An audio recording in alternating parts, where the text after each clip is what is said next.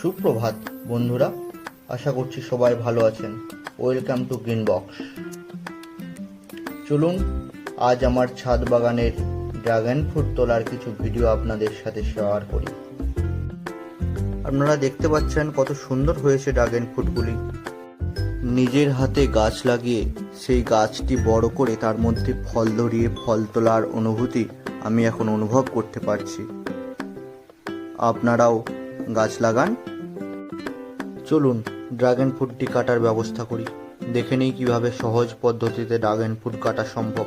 Dragon ফ্রুটটিকে প্রথমে এইভাবে ছুরি দিয়ে কেটে নিন, দিয়ে তারপর পিস পিস করে এইরকমভাবে আর একবার কেটে নিন এবং একটি চামচ নিয়ে এইভাবে সমানভাবে একদম চেঁচে বের করে নিলেই আপনার ড্রাগন ফ্রুটের শাঁসটি বের করে এবার খাওয়ার জন্য যথোপযুক্ত।